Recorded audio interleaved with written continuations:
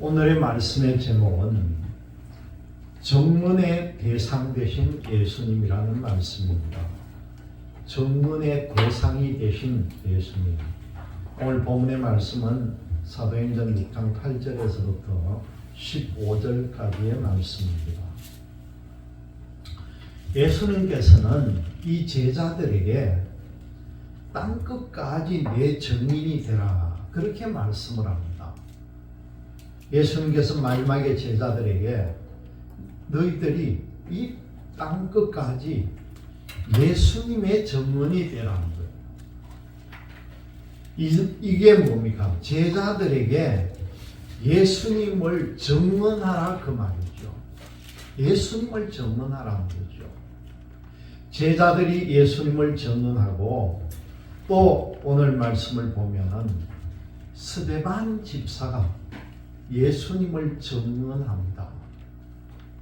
예수님께서는 예수님을 증언하는 사람을 도와주시면서 함께 하신다는 것을 여러분들이 꼭 기억하시기를 바랍니다.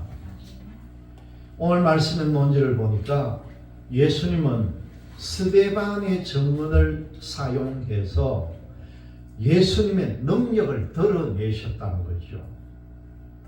첫 번째 보니까 8절 말씀을 통해서 증언을 활용하시는 예수님의 모습이 나옵니다. 은혜와 권능이 충만했더라는 거죠. 이 스데반인 다른 부분에서 말씀이 안 나오는데 딱 사도행전을 통해서 스데반의 사역이 나옵니다.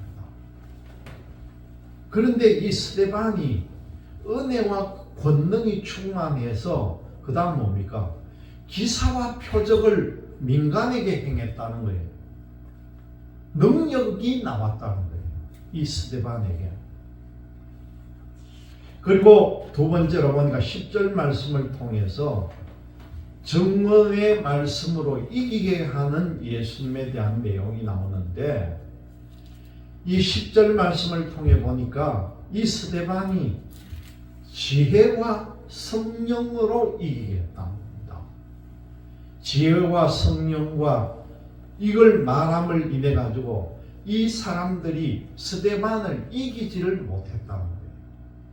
이기게 해주셨다는 겁니다. 세 번째로 보니까 14절의 말씀을 통해서 증언의 내용과 핵심이 뭔지, 그것은 바로 예수님이라는 걸 가르쳐 줍니다. 14절의 말씀이 뭡니까? 나사렛 예수가 이 곳을 헐고 또 모세가 우리에게 전하여 준 규례를 고치겠다함을 우리가 들었다. 이 사람들이 그렇게 말합니다. 이 중에 보면은 나사렛 예수가 이것을 헐고 다시 세우겠다고 하는 이 얘기는 예수님의 부활을 이야기하는 거죠.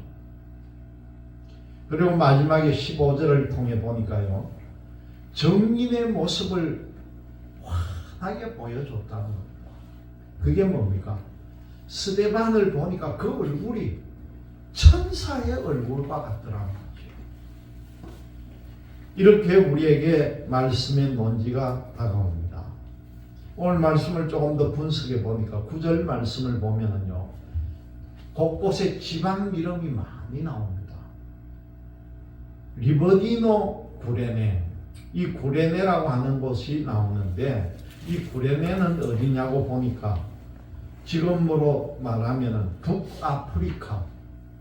북아프리카의 카르타고라고 하는 지방의 이름이기도 하고요. 또 이 구레네라고 하는 것은 일반 명사로서는 자유인이다, 그런 뜻이 있습니다. 구레네라고 하는 것은. 이곳은 기원전 63년에 폼페이우스에 의해서 로마로 포로가 되어 붙들려갔던 유대인들의 후손들, 이 당시에 약 한 4,000명 가량이 포로로 붙들려갔다고 하는데, 이 사람들을 구레네인이다, 그렇게 가리킨다는 거죠. 그 뒤에 보니 뭐 나옵니까? 알렉산드리아인이라고 나옵니다. 알렉산드리아라고 하는 것은 바로 이집트 북부에 위치한 큰 항구 도시로서 이 도시를 알렉산더 대왕이 건설했다. 그래서 이름이 알렉산드리아다. 그렇게 붙여집니다. 이곳 주민의 5분의 2가량이 유대인들이었고 유대인 헬라화의 중심지였다. 그렇게 말하는 곳이죠. 우리 신약 성경에 보면은 바울이 활동할 때 아볼로가 활동했던 내용이 나오는데 이 아볼로라고 하는 사람의 고향이 바로 알렉산드리아다. 그렇게 말합니다. 그리고 그 다음에 보니까 길기리아라고 나오죠. 이 길기리아라고 하는 것은 지금은 터키에 있는 소아시아 서북부에 위치한 우리로 말하면 한 주가 되는데 이 수도가 뭐냐고 하면 다소라고 하는 것입니다. 그러니까 이 다소는 또 어디입니까? 사도 바울의 고향이기도 한 곳이죠. 그 다음에 나오는 아시아라고 나옵니다. 이것은 길기리아하고 거의 같은 곳에 붙어 있는 곳인데 소아시아 서북부에 위치한 로마의 한 속주였는데 이곳은 여러분들이 잘 아는 에베소라고 하는 곳이 수도로 있는 주가 아시아라고 하는 곳입니다. 이 당시에요, 여러 지방에서 온 이 당시 예루살렘에는 여러분 회당이라고 하는 곳이 무려 480곳이나 있었다는 거예요. 이 사람들이 끼리끼리 모여가지고 지금으로 말하면 예배드리듯이 우리가 새사람교회 예배드리듯이 이런 교회들이 예루살렘에만 해도 480개나 있었다. 그만큼 많았다는 거죠. 그 중에 보면은 지금 말씀드린 것과 같은 구레네, 알렉산드리아, 길기리아, 아시아에서 온 사람들이 그렇게 모여가지고 자기들끼리 예배를 드리던 그런 회당이 많았다는 겁니다. 스데반도 같은 헬라파 유대인인데 아마 이 스데반이 이런 사람들이 모이는 회당 안에서 하나님의 이 복음을 전하다가 오늘 말씀을 통해 보면은 그 반대하는 사람들과 서로 변론하는 대목이 바로 지금의 말씀입니다. 이 다음부터 7장에 보면은요, 스데반이 설교하는 내용이 쭉 이어져 나옵니다. 오늘 말씀 11절 말씀을 보면은 거기에 이 사람들에게 말하게 하되 하는 그 내용이 나오는데 이 내용들이 뭐냐고 하면은 일종의 가르쳤다는 거죠. 이건 헬라 말로는 회페발론이라고 말하는데 우리가 하는 말로 교사했다. 그런 뜻을 가지고 있다는 겁니다. 그래서 하나님을 모독하는 죄는 신명기 13장 6절을 보면은요, 하나님을 모독하는 자는 사형에 처하게 되어 있는 거예요. 그리고 6장 5월 13절 말씀을 보면은 거짓 정언을 세웠다, 정인을 세웠다 그렇게 말하는데 이 거짓 정인은 스데반을 죽이려면은 2명 이상이 정인을 서야 하는 거예요. 그래서 이 2명 이상의 정인이 필요하기 때문에 거짓 정인을 세웠다. 그렇게 우리가 이해를 할 수가 있습니다. 이 초대교회 당시에 예수님을 믿는 사람들의 열정이 얼마나 대단했는지 오늘 이 스데반을 보면 우리가 알 수 있습니다. 이 사람들은 예수님을 전하는 일에 어떤 환경이나 형편은 따지지 않고 체면도 생각하지 않고 예수님을 전했다는 겁니다. 이들의 열정이 대단한 이유가 무엇이겠습니까? 그것은 바로 자신들을 구원하신 예수님의 은혜가 너무너무나 감사하고 컸기 때문이라는 거죠. 그리고 그들이 믿는 진리이신 예수님을 이들은 사랑했기 때문이라는 겁니다. 거기에 한 사람이라도 더 예수님을 믿어가지고 구원받아야 한다는 전도의 사명감이 충만했다는 거예요. 예수님께서 성천하시면서 땅끝까지 이르러서 예수님의 증인이 되라고 하셨는데 그 명령에 순종하는 것이 최우선이었다는 거죠. 예수님이 다시 속히 오시겠다고 말씀하셨는데 예수님께서 다시 오실 때까지 한 사람이라도 더 예수님을 믿게 하고 구원받는 사람의 숫자가 더 많아지는 것을 간절하게 원했기 때문이라는 겁니다. 예수님을 믿는 이 열정이요, 이 초대교회뿐만 아니라 지금까지 선교사들이나 아니면 목회자들 그리고 신실한 성도들에 의해서 지금도 이어져 가고 있다는 겁니다. 없어진 것이 아니에요.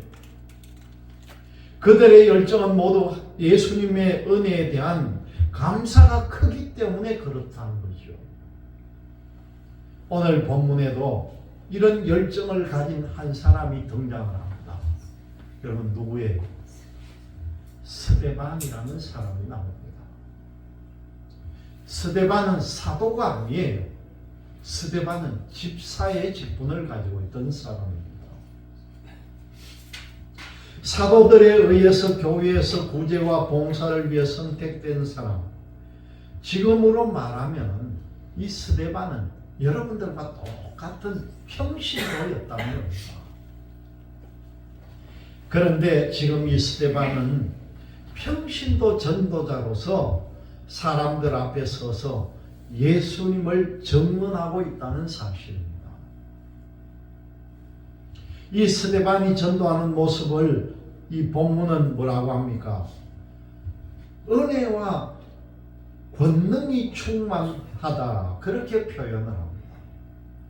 은혜와 권능이 충만하면은요, 이어서 뭐가 나옵니까? 기사와 표적을 행할 수가 있다는 거죠. 여러분, 전도자에게 필요한 것은요, 은혜와 권능이라는 것을 우리가 알아야 합니다. 예수님께서 우리를 위해서 십자가에서 희생을 하시고 우리의 죄를 용서하심으로써 우리가 하나님의 자녀가 되게 하신 은혜에 대한 감사라는 겁니다. 또 예수님의 이름을 힘입어서 말하고 행동하는 권능이라는 거죠. 예수님이 이 집사 스데반을 예수님의 증언으로 사용하시면서 예수님의 권능을 스데반에게 허락을 하셨다는 겁니다. 스데반이 말하고 행동할 때에 기사와 표적이 나타났다는 거죠. 구체적으로 우리가 여기에서 밝혀진 것은 없지만 이 말씀을 통해 보면 스데반이 능력을 행했다는 사실입니다. 기사와 표적으로 예수님의 은혜와 권능을 증명을 했다는 겁니다.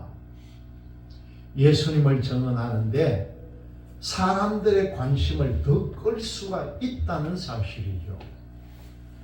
여러분, 우리도요, 이 기사와 표적을 여러분들도 원하신다면 예수님의 은혜와 권능을 우리도 사모해야 한다는 거예요. 스데반이 회당에서 사람들과 논쟁을 합니다. 이 오늘 본문을 보면은요, 이 사람들을 자유민이라고 부르는데 이 자유민이라고 하는 게 뭡니까? 오고 가는 이동의 자유가 있는 사람들, 또한 자기들이 가지고 있는 사상과 신앙에 대한 자유를 가진 사람들입니다. 이런 사람들이 유대인의 회당에 다 모였다는 거죠. 자유민들이 유대인의 회당에서 유대의 율법을 지키고 있고 유대인의 전통에 대해서 듣고 있다는 겁니다. 그런데 이 스데반은 유대인의 율법과 전통보다 더 중요한 게 있다. 그게 뭐냐? 바로 예수님을 증거한다는 겁니다. 이분이 모든 것보다 더 위에 있다는 거죠. 그러니까 자연적으로 그 회당 안에서 싸움이 일어나고 논쟁이 벌어질 수밖에 없는 겁니다. 여러분, 이 예수님을 증언할 때요, 이런 논쟁이 그때나 지금이나 어디든지 나타난다는 거죠. 두 번째로 보니까 이 증언으로 이기게 하시는 예수님에 대한 말씀인데, 스데반은 예수님을 믿는 사람, 은혜와 권능이 충만한 전도자였다는 거죠. 예수님을 믿는 사람에게는 성령께서 지혜를 주게 되어 있습니다. 스데반이 지혜와 성령으로 말하고 있는 것이죠. 사람들이 이 스데반을 이기지를 못합니다. 말로서 스데반을 이기지를 못하고 있는 거예요, 지금. 그 스데반의 말에 반박할 수 있는 논리를 찾아내지를 못하고 있는 거죠. 예수님을 아는 지식이 일반적인 지식보다 위에 있기 때문입니다. 성령께서 가르치게 또 가르치고 생각나게 하는 말이 바로 일반인의 기억과 논리보다 훨씬 더 강하기 때문이라는 사실입니다. 예수님은 당신의 증인들에게 지혜를 주셔서 세상의 사람들을 제압하게 하신다는 겁니다. 세상 사람들을 억압하고 못 살게 하는 수준이 아니라 하나님의 뜻과 맞설 만한 능력을 갖지 못하게 해버린다는 거예요. 사람들이 하나님을 아는 지식조차도 자기들의 노력으로 가질 수 있을 거라고 착각할 뿐이라는 겁니다. 사실 일반적인 상식으로는요, 하나님의 섭리와 목적, 그리고 예수님의 죽음과 부활이 어떻게 이해가 되겠습니까? 그래서 논리적으로 반박하지 못하고 그저 아니다, 그렇게 할 뿐인 거죠. 논리적으로 이 스데반을 인정해야 하지만은 이 사람들은 마음으로 인정할 수가 없었다는 겁니다. 그런 사람들이 할 수 있는 일이 뭐겠습니까? 모략하는 일이죠.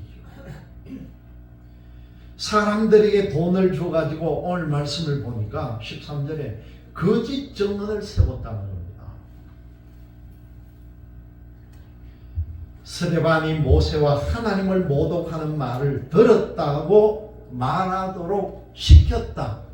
완전히 교사했다는 거잖아요. 상대가 모략을 하고 거짓말을 한다면은 그것이 이미 예수님의 말씀과 증언이 이겼다는 것을 우리에게 나타내는 말씀입니다.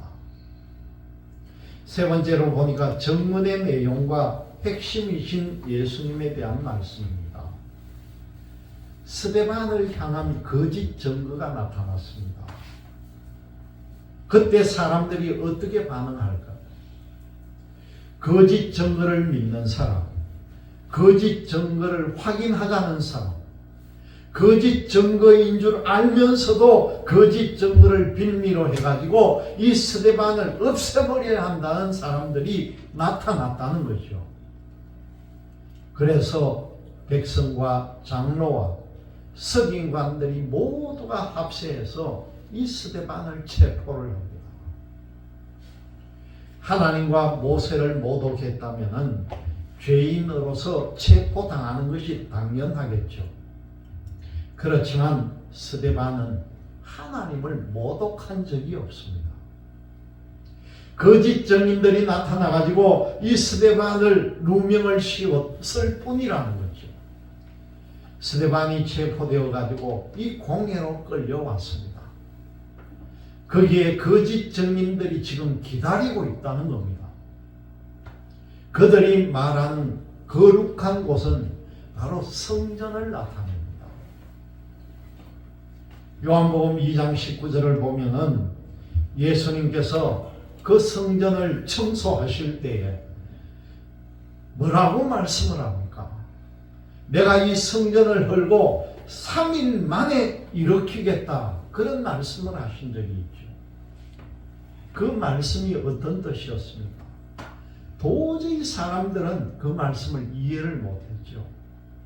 예수님께서 이곳은 거룩한 성전이니 내가 이 무너뜨리면 3일 만에 성전을 내가 짓겠다. 누가 그 뜻을 알았겠습니까? 하지만은 예수님께서 십자가에서 돌아가시고 3일 만에 부활하셨을 때 그 말뜻이 무엇인지 그때 깨달았다는 거예요. 스데반이 예수님을 지금 그대로 전하고 있습니다. 예수님께서 산상수훈을 말씀하실 때에 율법을 다시 해석한 적이 있었습니다. 사람들은 예수님을 전하는 이 스데반을 향해서 율법을 거스르고 모세의 규례를 고치는 것이다. 오늘 그렇게 말합니다. 스데반의 증언이 예수님 중심이라는 것을 이 거짓 증인들이 증명하고 있다는 거죠. 하나님께서는 이 거짓 증인의 입술을 통해서 스데반의 사역을 바로 다시 증명을 해주고 있습니다.